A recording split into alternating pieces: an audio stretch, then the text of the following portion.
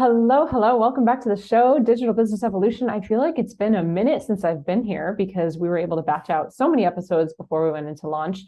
And now we're officially back. And we are not only back, but we are recording with one of my favorite people, friend and coach. So I brought such a juicy expert in today, and I can't wait to introduce you to her. So let me start with her formal bio. So today we have Jackie Yvette. She's a psychology-based marketing expert and the creator of the neuromarketing method. She helps online entrepreneurs create instant resonance with their marketing so they can sell out their offers and spread their message like wildfire. Over the last 10 years, Jackie has supported thousands of online entrepreneurs in growing their businesses, simplifying their marketing, building raving fan audiences, and reaching multiple 6 and 7 figures in their business. She firmly believes in 3 things, and I will tell you right now, I can back her in all 3 of these things because this is why I worked with her. I believe the same things that she does. So number 1, businesses exist not only solely to make you money, but also to make the world a better place in providing value and fresh solutions. Number 2, the businesses that flourish are those that know how to communicate the value of what they're offering to the people who need it. Yes. And number 3, all marketing is emotional and psychological, but most businesses don't know how to leverage this or how to leverage it in a good way. And when they do, they're able to not just thrive, not just survive, but really amplify. And I added that. So it's not just about business to consumer or business to business. It's truly about human to human. Jackie, welcome to the show. Thank you so much. I'm so happy to be here. Yeah, I'm so excited to have you here too. So we've actually been working together for a couple months now. And I first found out about you back in 2017. I think it was 2017. Wow. Yeah. So you had done sort of a little informal mastermind with a bunch of gals in the industry, all who are coaches. And at the time, I had been following Amanda Bucci for quite some time from bodybuilding.com, and I watched her whole evolution of business. And so I was working with her as a business coach, and you were at some little like Airbnb together, just as friends meeting up, internet to real life. And I remember clicking all the gals that were in the picture and obviously stalking and then following all of you. And so I've been following you for many, many years. And every time your content comes across my page, it's just the way that you write, the way that you show up, the way that you speak to your audience. It's such a breath of fresh air. And when there's so much noise out there, I've never felt that your content is manipulative, or the irony of it all is you actually are using psychology in your marketing, but I've never felt like you were getting into my brain in like a negative way. And so I've always loved your content. Honestly, never thought about taking any of your courses or programs. But this year, I've been going through my own transformation and evolution. And as I was sort of refinding my new voice and my new position in the industry and in my own business, because, I've been doing it for 10 years, I felt really called to reach out to you. And so I did. And it was like, hey, I want your help. I don't know what you can do. I don't even know if you know who I am, but let's make it happen. And here we are a couple months later, and you've been able to help our team so much with not just our messaging, but all getting on the same page around our messaging. So give us a little backstory, because I read your bio, but I also know a little bit about you and some of the companies that you've helped. And it's incredible, some of the businesses and companies that you've helped. So how did you get into this? How did you get into messaging and marketing? What did you go to school for? I know you went to lots of schools, so I would love to just hear a little background of you. Sure. Yeah. Thank you for all of that. It's been so great to work with you and your team and to support you all in building out your own next level message as your business grows. And, it's all iterative, right? Like even the businesses that are doing really, really well need support oftentimes with creating their next version of how they want to communicate the value of what they're offering. And it's been really great to dig in with you guys. So I'm happy to give a little bit of background. Man, where to begin with this story? But I also started about 10 years ago in 2012. I was in college actually when I started my first business, and through a long series of events, depression, anxiety, transferring out of schools, having no idea what I wanted to do with my life, I ended up finding myself in this space through a series of strange twists and turns. And it all really started, like I said, in college, where I was trying to figure out what I wanted to do with my life. And I've always known that I wanted to be an entrepreneur, but I didn't know exactly what that looks like. And I've always also been a writer. And so in my darkest moments, like the thing that really allowed me to connect with myself and to feel expressed was writing. And so for a while, I thought I was going to get into songwriting, into music, because I love music. I love writing songs. And, I was doing that, all growing up and up till college, and ultimately decided that I didn't want that to be my career, because the music industry is something fierce, and it kind of ruined my excitement about music and the artistry of it. But while I was in college, and I ended up transferring home to Chicago because I was feeling so like depressed and didn't know what I was doing, and all of that. I ended up back at home in Chicago, and I was walking around like a local shopping center near my house, and perusing in different boutiques and things like that. And there was this one boutique owned by two 30-something moms, and it was one of my favorite places to go. And I would go there and just like look at their, the things that they had in their store. And I overheard them talking one day, and they were saying like, I don't know, we'll probably have to close. And so I was eavesdropping, and I kind of jumped in, and I was like, all right, did you say you might be closing the store? And, I really love this place. Like, I hope you don't leave. And they were like, honestly, we're just not getting enough foot traffic. I don't know what to do. Like we have kids, we got to figure this out. And I kind of like sprung into action, and I was like, okay, do you have an email list? Do you have a website? Have you collaborated with some of the other local businesses? What have you done to, for your marketing, because they were kind of tucked away in like a corner of a strip mall. And they sort of just stared at me like, what are you talking about? And they were like, can you do this for us? And I was like, me, I had never helped anybody with that sort of thing, at least definitely not for money, or for any sort of compensation. I knew a little bit about it, and I would help where I could here and there with family, friends, and things like that, but nothing significant. And did you just have a knack for it? Like, how did you know to ask those questions? Well, I was on social media. Okay. And so I knew a little bit about that. I had my own blog at that point, and I was like fashion blogging and like blogging about health and fitness and stuff like that. And so I knew a little bit just from that world, and learning about blogging and how you could like grow a list, and how to get more visibility and traffic and stuff like that, which was all just like self-taught out of an interest, for sharing things that I liked, but it wasn't like profitable really. I mean, here and there I was selling little things here and there, but I really didn't study like the business intentionally up until this point where it was presented to me that, someone needed help, and they were like, can you do it? And so I was like, yeah, okay. Like I can figure it out. And so literally went directly from the store to the library. After I said, yes, here's my number, let's talk about it. Wow. Went to the library, got a stack, like I couldn't see while I was walking, type of stack of business books. And I got, Ask by Ryan Levesque. I got, all these different books on marketing and business and market research and traffic and all of these, just a giant stack of business marketing books. Went home, spread them all out on the floor at once, as if I was going to like read them all at the same time. I don't know. And spread them all out, and just started like opening and taking notes and just gathering as much as I could to try to figure this out. Fast forward, 6 months, and we had created a subscription box for this company. We built their email list a little bit. I was managing their social media. We did like other sort of like local kind of events and stuff. Put together a few different campaigns for them. And I haven't spoken to them in years, but I still get their emails. So I'm pretty sure that they are doing great, it seems. Wow. And they didn't have to move, they didn't have to shut down. And, I don't take credit for that, but just being part of that experience and being able to be play a small role in the ability to like get more people into their business, and being able to like, help them provide for their families. It was so unbelievably fulfilling.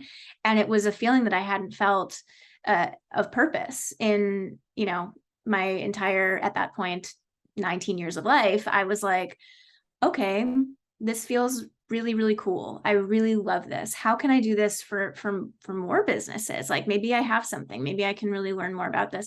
And so I ended up going back to school. Yes, I went to several different colleges. I went to like 5 different schools looking for someone to teach me how to be an entrepreneur. Wow. And it took me a while to realize that that really doesn't exist, or at least it didn't when I was going to school. And so I took classes at Berklee College of Music for creative writing and songwriting. And I took classes at South Carolina. And then I ended up graduating from Columbia in Chicago, and getting a degree in business and marketing, and focusing on specifically marketing. And it was actually quite helpful. And through the school and some opportunities of like some of my professors who were actually very active in their careers and, in that time, which is rare for universities, where the professors are actually in the field Sure. while, part-time and teaching part-time. Through those connections and relationships, I was able to get connected with some more people. So I ended up being the social media director for TEDx in Chicago. And that was really cool to be able to see behind the scenes of the storytellers coming in to, give their talks. I ended up working with an agency as a consultant, and working on projects with like Adidas and Chance the Rapper and like some other, Chicago-based companies and brands. And that was really fun. And I was able to be like kind of on a team and support with that, and, lots of different opportunities. And then what really kind of set me on the path to where I do business now in the online business space with experts and coaches and consultants is I got connected to someone through a friend of a friend, and her name is Bella Gandhi, and she is one of the top dating and relationship coaches in the world. And she lived in Chicago in Lincoln Park. And she was on Steve Harvey every month. She was on the Today Show and Good Morning America and all these different, TV shows and radio stations every single week. That was like her main thing, is all this different press. And she was kind of an in-person dating coach. So she didn't have much of an online presence, but she would fly her clients out. They would see her on TV. She would fly them out. They would do new photos. They would coach them in person, and then they'd send them on dates. Like it was like what a dating coach to be in the coaching space, but really very much in person. And so I got connected with her and supported her in growing her business, in building out her online arm, like the coaching side of things, as well as just overall, managing their social media, cleaning up some things in the business. And through working with her, I ended up on the Steve Harvey show and ended up in like some different interesting TV situations. And it was really fascinating what kind of unfolded from there. And that was a wild ride. And from working with her, I realized I really love working with experts who are working with real people in the moment versus, big agency companies where they're doing marketing projects, but then they really don't get to see the impact of their work in a direct sense. Yeah. And so I really love working with experts directly in this space. And that really kind of, started from there. And then, fast forward several years to now. Now I've worked with over 5,000 online business owners, experts, people who I was just talking to someone earlier, people who are truly visionaries and experts and really good at what they do, but know that they need to better communicate what they do in order to reach more of those people, in order to really like create deep resonance with the people who need them, where they go, oh, wow, that's exactly what I've been looking for. I know this person can help me. I know this approach is what I need.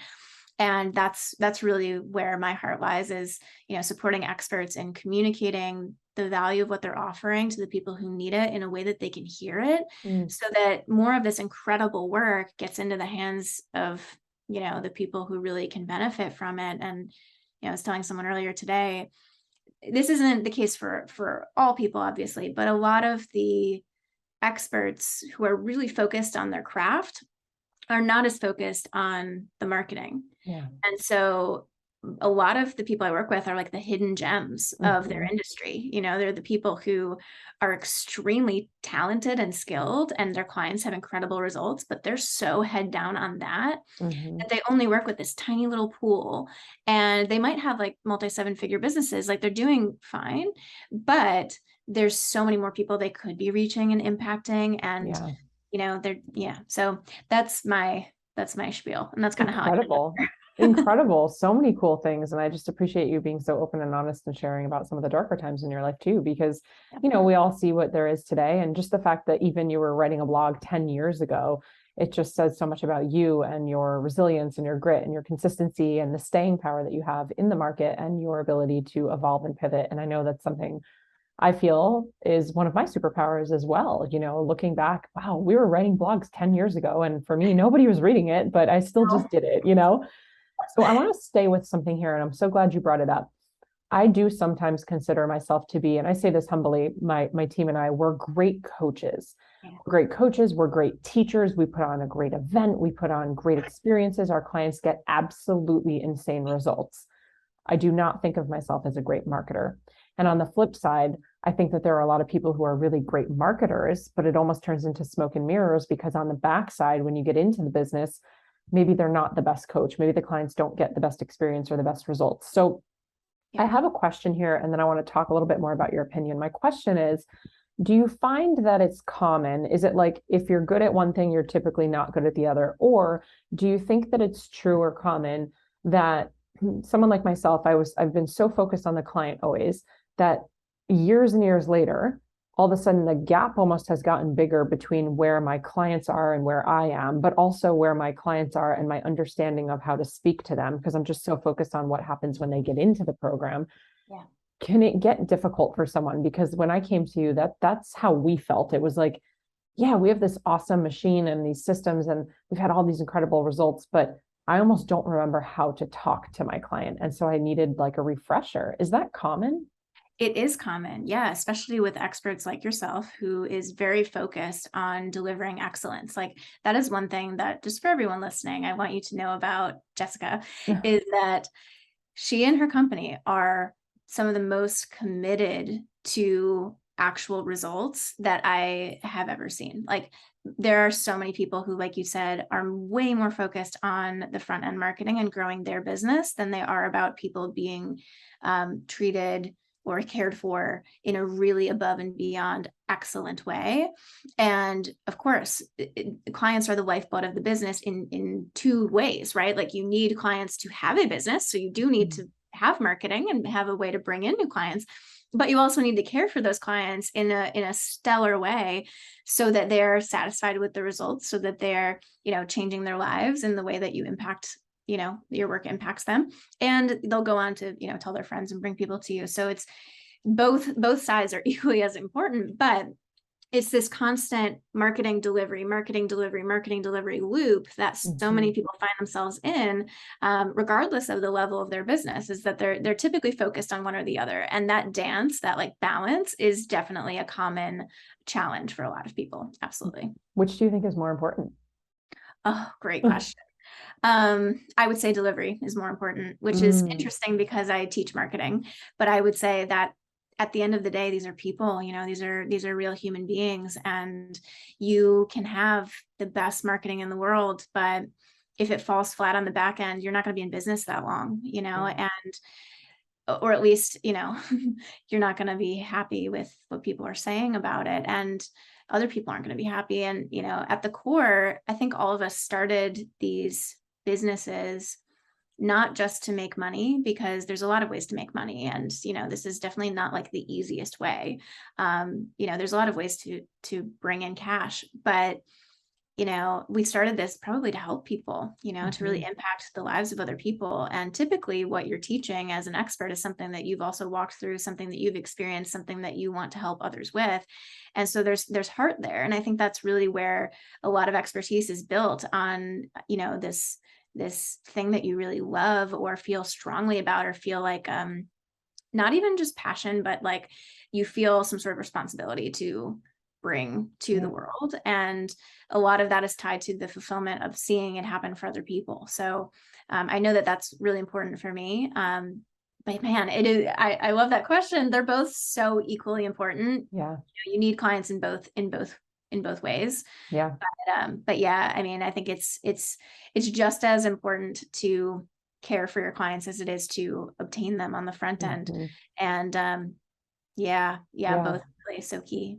For the listener who's wondering, well, what would Jess say? I would 100% say, so I see it as front end marketing, right? And then back end is more of the delivery. And I would say, until I'm blue in the face, it's the back end, it's the delivery, because when you're in the container with the client, you're able to get the truest of market research. You get the feedback, you get the testimonials, you get client results, which is going to boost your own confidence and your own ability to speak about what it is that you actually do. Word of mouth is going to be the cheapest and generally free marketing. So you definitely want that. So yeah, it's a dance between the two.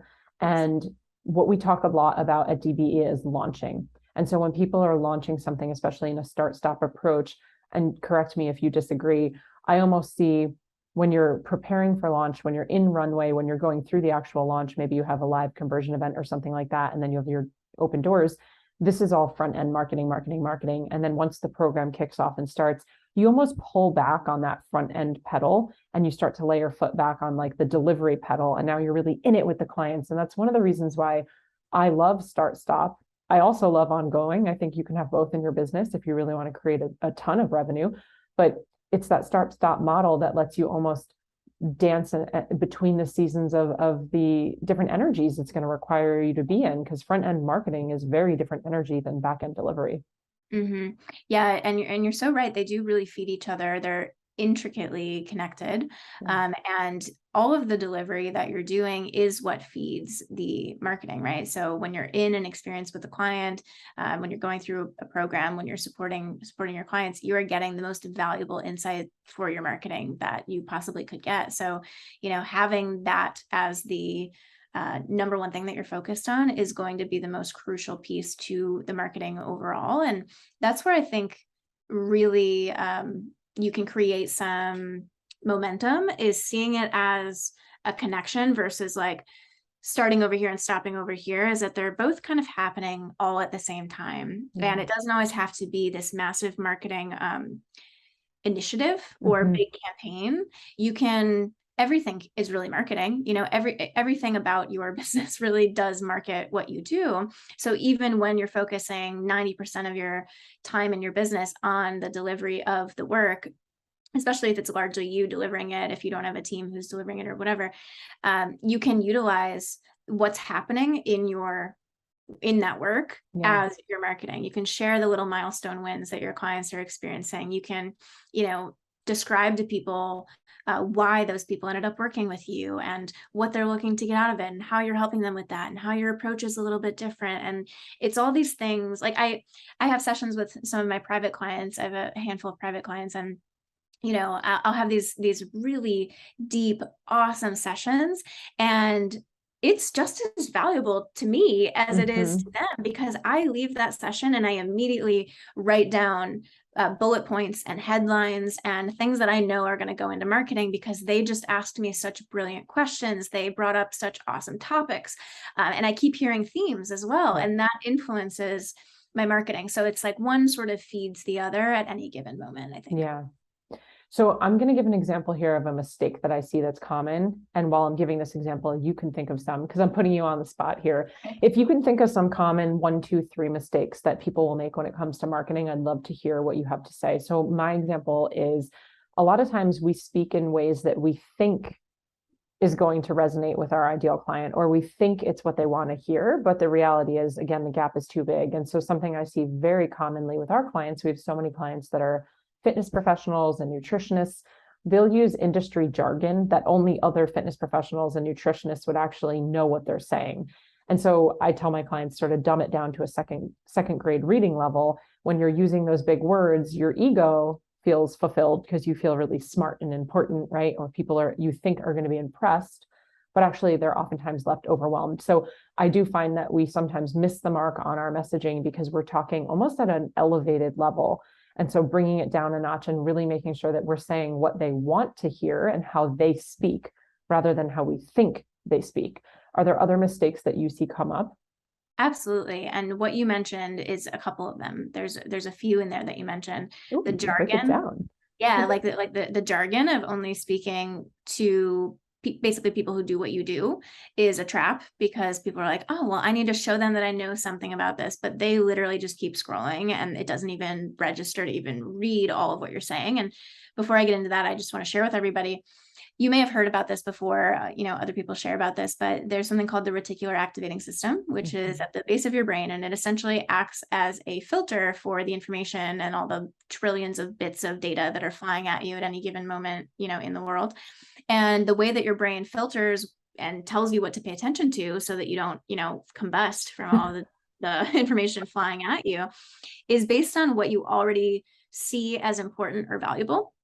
So your brain already knows, okay, you talk about this a lot, you think about that a lot, like this is what we care about. We care about our physical body, we care about surviving, we care about, our home, we care about our loved ones, we care about our business, like the things that you think about and care about, the topics that you enjoy, the TV shows you watch, whatever it is.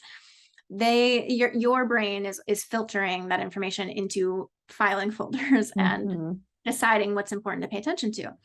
Things that don't fall into the categories of stuff that you care about or find valuable, when think about how you use social media. If you're just scrolling on your news feed, you're not reading it like a book, right? You're not starting at the top and reading this post and then you're reading the next post and then you're reading the next post line by line, word for word. You're scrolling, kind of scanning with your eyeballs until you see something that pops out and you're like, oh, that's interesting. And it's like keywords, right? Things pop out at you and you're like, what's that? Or a person whose content you really like and you see their face, or you see an image that is bright and engaging and you're like, what's that? Or your adorable Vishla puppy. I mean, come yes. on. Yeah, my puppy. Yeah, she's so cute. Yeah, she pops out in the middle of the newsfeed. I use her for marketing. No shame. Clickbait. It's clickbait. It's fine. Yeah. And so that's how your brain works. And that's the same for your clients too. Their brain works that way as well. So we have to know what they already find valuable, right? If we don't know what they're already thinking about or caring about, think about it. I mean, if you read all this stuff with all this jargon of your, how the different muscle groups work and all this sort of stuff, and they are, scrolling and they're thinking, how do I, lose weight? But you're using all this fancy jargon, they're just going to keep scrolling because it doesn't even register. It's not even that they don't like your content or that it's not like hitting them. It just they don't even see it. It's like it's not even registering because it doesn't make it through that filter. Yeah, it's that sleep scroll. They're like asleep at the wheel. Can I just offer an example too with the RAS, so the reticular activating system? My audience, we love this stuff, we geek out. So a really simple example when people are teaching that is sort of, you finally go and buy the car of your dreams and it's a silver, we can go with Toyota Corolla because that's the first car that came to my mind. So that's the car of your dreams, a silver Toyota Corolla. And you get on the road and you start driving and all of a sudden it's like every other car is a silver Toyota Corolla. And you're going, how is this possible? How did everybody get the memo that this is the car we're all supposed to go buy right now? When in reality, that is actually a very common car. It was probably on the road just as many times before, but your brain wasn't registering it. You weren't seeing it for what it was because it wasn't, like you said, important to you at the time. Oh, so yeah. That is literally what's going on when you're scrolling. I love that you brought that up. 100%. And I'll actually share a small anecdote. I got a new car when I first moved out to California. Was it a silver Toyota Corolla?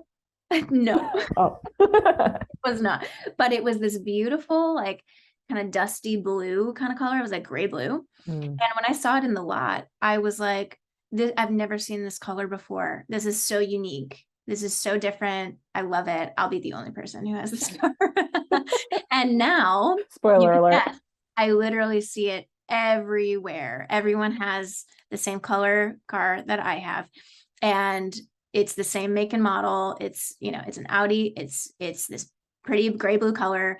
And I was like, oh, I was like, I'd never seen this before, but now all of a sudden I'm paying attention to it when I'm trying to find my car in a parking lot, or when I'm like walking around, in San Diego and I see it, driving past me. I'm like, oh, there's my car, but it's so funny. We literally don't see it. It's like we are blind to things that our brain doesn't deem important or valuable. And it's a logical function of the brain, but we have to take that into account when marketing. So we want to make sure that we're getting into the mind of the people who are in our market, so we can speak to them effectively and make it past that filter so that you can actually stop the scroll. You can wake them up from the sleeping scrolling and have them actually paying attention to your stuff, because you might have this long, beautiful value post, and at the end you're making a call to action to get on a call with you or to buy your offer or whatever.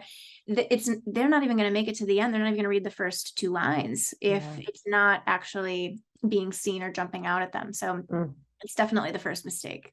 Okay. Do you have one other mistake? Yeah, absolutely. I would say, man, there's a few. The next I would say is that, and this one's very common, especially for people who have more of an intangible offer. If you're a life coach, if you are a relationship or love coach, if you do any sort of manifestation, spiritual, inner work type of stuff, even for people in the wellness industry, if your offer is a bit more intangible, meaning it's challenging for you to come up with specific results, like, losing 10 pounds or making 10K, or like something that's just like as tangible as, is it there or is it not there? Like, if it's challenging for you to come up with tangible results, you might find it difficult to get really specific and get away from the like vague, broad, buzzwordy, or like clever, or live your best life. Yeah. Like, you might find it hard to get away from that stuff. And, you might find yourself saying things like, I help women become more confident, or I empower people to, find pleasure or joy in their lives, or I help people move through their limiting beliefs so that they can X, Y, Z, right? And this is all beautiful and great. But at the end of the day, I would wager that the number one reason why you don't necessarily have the amount of interest or clients that maybe you want, or the consistency, is because there is a lack of clarity and distillation and like deep resonance around what it is that you do exactly for the people who need it. So they're out there and they might see your stuff and be inspired by it. And you might even get a lot of comments of like, this is so great, I'm super inspired by this, but they're not reaching out to you. And they're not saying, I want this specifically. And that is the number one issue, is that people are creating beautiful content. They're writing really nice things. They're recording the videos. They're doing all this stuff. But overall, the people who need them don't know that they really need them, because it's too vague. It's too intangible. So our listeners are chomping at the bit right now to learn okay, how do I fix it? Because Jackie, that's me. I can't tell you how many of our clients are in that space of sort of mindset and spirituality, and they come in and we giggle, but it's the confidence and live your best life and up level to your next whatever. And I'm like, what does that even mean? Why would someone pay for that? So I'm a huge advocate for everything you're saying, because I tell my clients no fluff, right? We're doing no fluff here. And to me, that's really fluffy. So do you have a way that you teach? Because I love when you teach. Do you have a way that you teach? Can you teach our audience right now sort of how to navigate that, how to fix that, how to make sure we're not going down the fluff rabbit hole? Absolutely. Yeah. Let's get into it, everybody. Let's do it.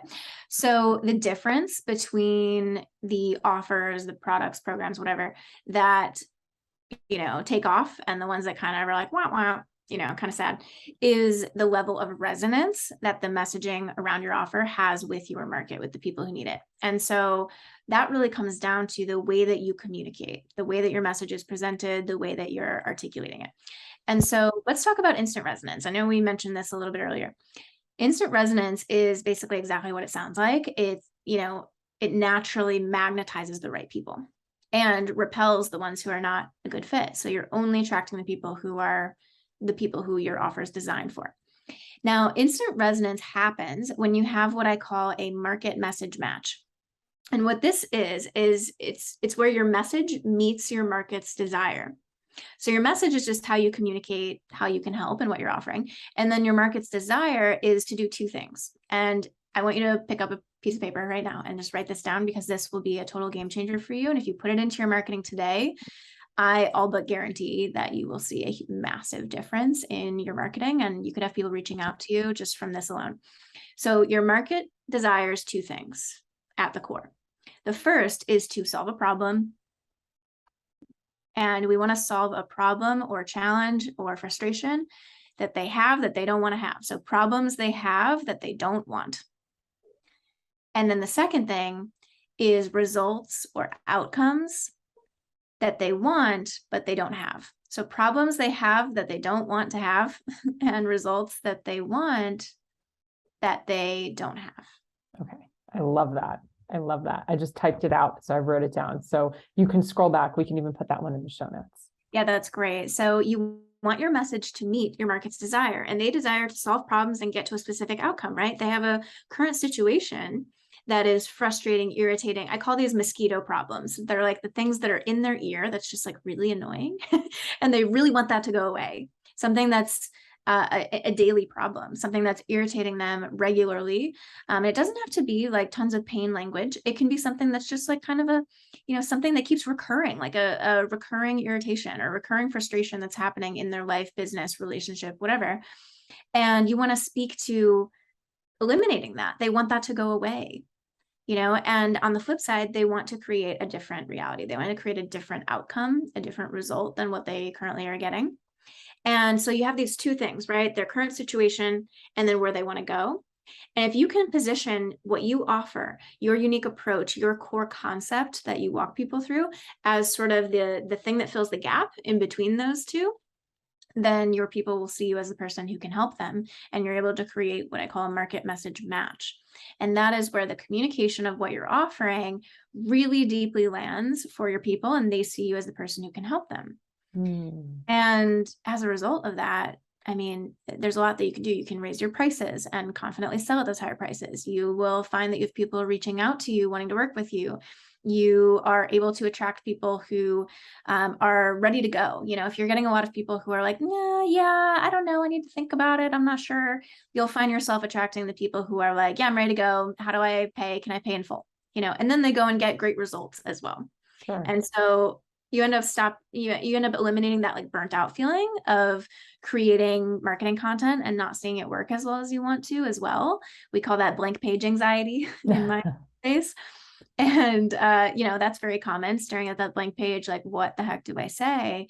And this all gets a lot easier and a lot more specific when you're able to get clear on the problems and results that your people are wanting and experiencing. Yeah. That's the first step that I would absolutely take to start creating an elevated message and more resonance with your audience. Yeah. And are you inserting this instant resonance kind of framework everywhere from social media content to emails you're sending out to sales pages? Like, does it get put everywhere? Yes, it's everywhere. So all of your messaging, it's top down, right? It trickles down into everything. So this is not just a social media strategy. It's an overall approach to your business and to your marketing. Because, I mean, we've talked about this, like every strategy works, right? Like there are people at any given moment who will tell you TikTok's the place to be, LinkedIn's the place to be on YouTube, do long form blog posts, make sure you're focusing on SEO, be on, Instagram doing reels, do Facebook groups. Like there's so many different platforms and strategies and things that you could possibly be doing. Do a webinar, run ads. Like there's so many things out there. And the truth is, honestly, everybody, they all work. Every single one works, and it still works today. None of them are dead. None of them are working really like, some of them are maybe more popular, but they all work. They all still work, and most of them aren't going anywhere. But the reason why they work or don't work for somebody is not because of the platform or the strategy itself. It's because of the messaging. It's because of the communication that's happening. So when you have a message that is instantly resonant, it will work for you in person when you're speaking on stages. It will work for you on podcasts. It will work for you selling your group program. It'll work for you selling single sessions. It'll work for you on Instagram, Facebook, in an ad, in an email.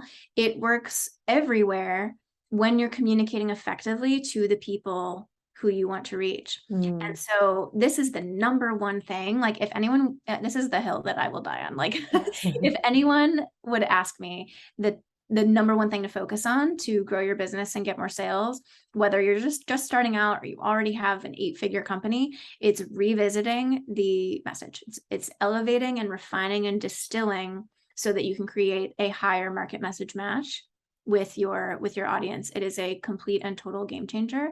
And it really comes from listening to your people, which is why so many people ignore it, because they don't see that as that important. Yeah. And so when you're able to get into the mind of your market, and that really happens by talking to people, Yeah. then you're able to easily answer those questions of what are the challenges and problems that they have but don't want, and what are the outcomes and results that they want but don't have. And when you can fill that out with specificity and using their language, and then you plug that into your marketing, all of a sudden your people are like, it's like you're in my head. You are reading my mind. How did you know? That's exactly what I'm experiencing.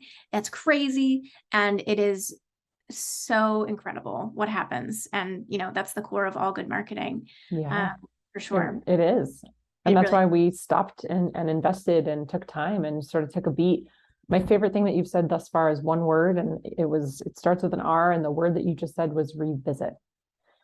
So often we get into this habit of, creating content or putting out the offer or talking about our thing, and we're just going up and up and up and up, right? I visualize like we're just trying to walk up these stairs, and it's very rare for us to stop and revisit even the why, the vision, the mission, the purpose, the who, right? Who are we serving? What is the message? And so revisiting the message is so important. And what I've experienced in our business and most of our clients that have gotten to this place, anytime we've hit a plateau, or our clients have hit a plateau, it's typically the foundational elements of the business that have a tiny little crack, or the messaging that is just it's 1 degree off, right? If you fly a plane from LA to New York and it's 1 degree off the whole time, it ends in like Miami or something, Philadelphia, right? Like we've all heard that. So if you're 1 degree off on your marketing or your messaging, I should say, that's what could happen 6 months, a year, 3 years down the road. And I will tell you, it has happened to me. And so we went back and we revisited, which is an ego check, my friends. It's not fun to go back to the beginning. It feels really boring. It's not sexy. It's not flashy. It's the foundational stuff. And it's just like going through, and when you've evolved and grown or had a minor pivot, we collectively know the importance of like, let me revisit my niche. Let me revisit my ideal client. My ideal client has changed. I've pivoted. And so for us to think that we wouldn't have to go back to the messaging and revisit is really just a crazy thought. yeah, It really is. 100%. And it affects everything day to day, the marketing that you're creating on social media, like it honestly is a waste of time if it's not resonating with the right people. And, I was talking to someone earlier today who was like, I spend several hours a day making Instagram stories, and they expire, of course, at the end of the day. And very few people are seeing them, and it's not resulting in clients. And I've been doing this for 5 years. And I was just like, I get that. And the weight of that is heavy, that's many, many hours spent not seeing results from the thing that you're creating. And then it's just like gone, and so it's crucial to always be revisiting this. And it's not like a revisit it every 6 months. I'm talking, you're revisiting this every day. Like I spend time every day taking notes of what my clients are saying when they say it. Like, here's one thing I want to leave everybody with. I have something called a messaging master doc. And it's not super fancy. It's a Google Doc or like an Evernote document. And I have that up every single day, because when I'm on an interview or a guest experting in somebody else's audience, or talking with my own clients, they will say certain things and they will use certain language to describe what they're experiencing. And I will just pull up my doc and I'll make a little note. And then when I go to create marketing emails, when I go to write content, when I go to create stories, whatever it is, I will open that doc and I'll look at like, what are my clients saying this week? What's my audience saying this week? What are the people who I really want to work with talking about? Yeah. What are they needing? What are they wanting? How do they describe their situation? And that changes based on life and the world and evolution. And so, it's going to be different today than it was, a couple months ago. And some of the core themes are the same, but the way they talk is going to be a little different. So I'm always doing this and putting it into my content, and it's an ongoing process. So highly recommend doing that.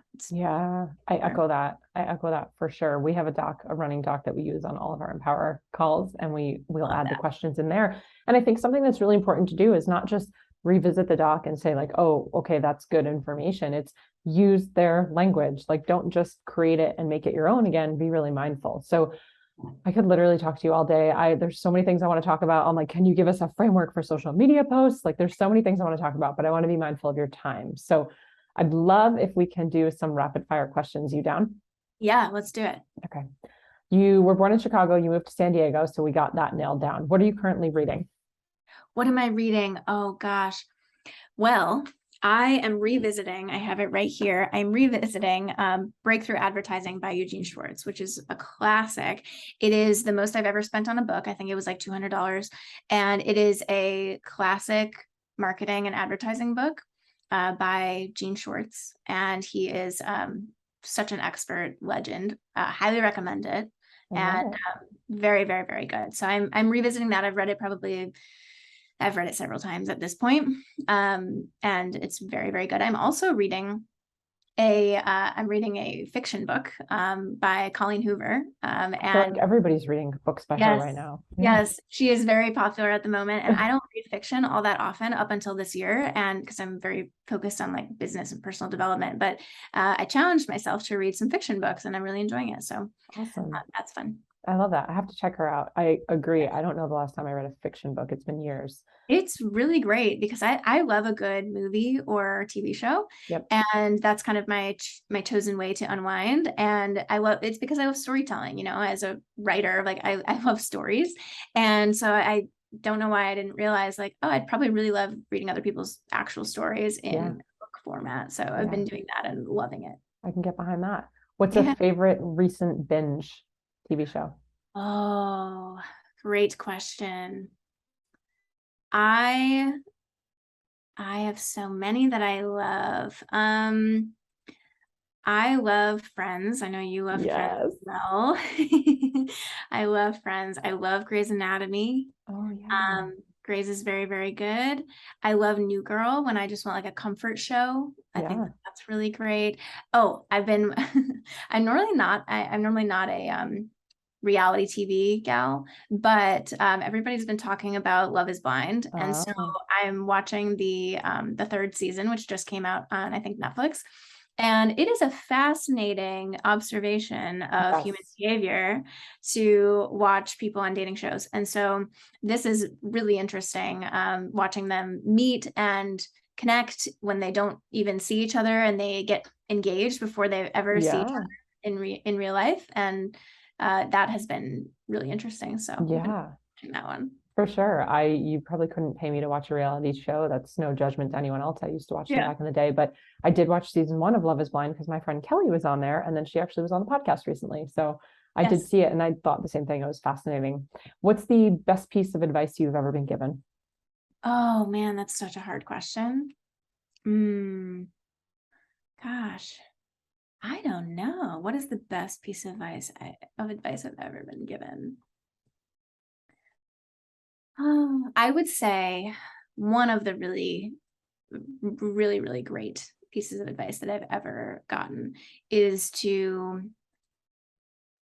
commit to mastery on the things that matter to you.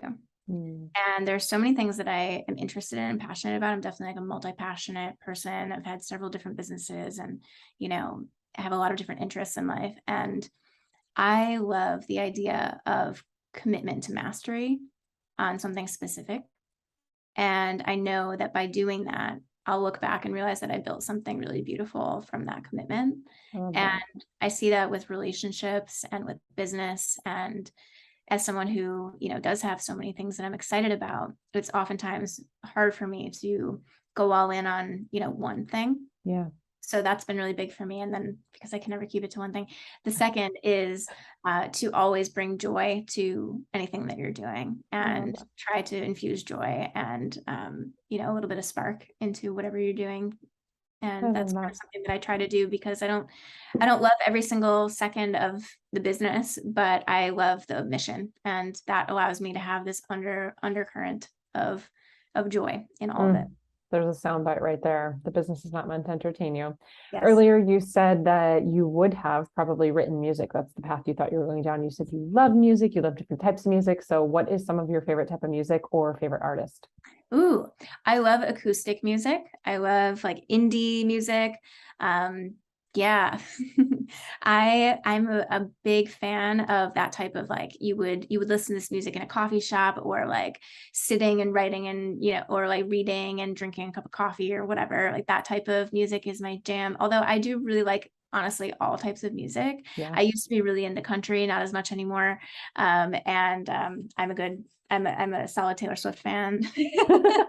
I like me some Taylor Swift. Let's see, what am I listening to right now? I love John Mayer. Like Yeah. John Mayer is like a go-to for me. Yeah. Whenever I'm just hanging out at the house and like working or whatever, and I just want music kind of flowing through the home, I either have Jack Johnson on playing some cool, just like, Hmm. low key vibe type of music, or John Mayer. And Yeah. I saw John Mayer live several years ago, and he is the absolute best guitarist I've Guitarist ever seen. ever. Yeah. And I Ever. was so blown away by just the way he worked the crowd and his artistry. It was incredible. And I've just been a fan ever since. I know some people think that's like kind of basic, but No, he's we're very huge John Mayer fans in this house. really. Yeah, and Jack Johnson for I love sure. that. Yeah, absolutely. Yeah. Amazing. Before we get into the last question, I want to have you tell everyone what's going on in your world. How can people find you, connect with you, follow you? What do you have? Tell us everything. Absolutely. Yeah. So you can find me on Facebook or Instagram. I also have a little gift that I'm going to share in a moment for everybody here if you want to go deeper into this topic. But I do have an online community on Facebook. It's called The New Wave, and it is specifically for experts. So if you were listening to this and you're like, man, that is totally me, then that community is for you. It's completely free, but I do a private weekly training in that group every single Friday, and they're really good. Normally those topics are, paid master classes, but I do it totally free exclusively for that community, all about stuff like this, all about instant resonance, market message match. I would love to interview you, Jess, in there and talk about, some of the stuff that we've worked on together and all of that. So I'm interviewing, clients, and it's pretty great. So I would recommend coming over there. You can add me on Facebook at Jaqueline Yvette, and I'm sure, Jess, you could probably link to, Yes. my Facebook or something. And then, you'll see the link to the New Wave in there, or just search it in the search bar, and same name on Instagram. And you can find me over there. Yeah, I would love to share what I have for everybody, if that's okay. Yeah, I'm like, drum roll, please. By the way, I'm in the free Facebook group. You should definitely join. It's awesome. The trainings in there are wonderful. So, Thank all you. right, what is it? Drum roll. Yes. Okay. So we talked about a little bit today. We talked about instant resonance and market message match. I have a full comprehensive breakdown of market message match and the problems and results that we were talking about, and how you can really extract those from your audience and the people who you're really looking to serve and speak to really effectively. And we also have a full masterclass on it. This is something that is extremely helpful if you want to pull out this language. And we also went over a good portion of this inside of Beyond Six Figures with you and your community, Jeff. Yeah. And it was really helpful for them, and I know that they really got a lot out of it. And I'd love to share that breakdown, that framework with you all, as well as the training going over it. So if that's something that you're interested in, we will have a link for the Market Message Match Masterclass and framework, and you can go ahead and grab that underneath this interview. Awesome. I love it. It's so good. So good. And the girls loved it, and they're still talking about it. And I still go through it all the time. I actually have a link, one of your links from one of your documents from that, like just saved in the note section of my phone. And I go back to it and repeat back. So I love that. I revisit, as you would say. So we end every episode with the same question. And I believe we both are on the same page, thinking that our businesses are a reflection of us, and they grow to the extent that we grow, and they're always evolving, and they're always growing and pivoting. And that's why we named the company Digital Business Evolution. So I would love to know what your next personal or business evolution is. Yeah, thank you for that. Really, really great question.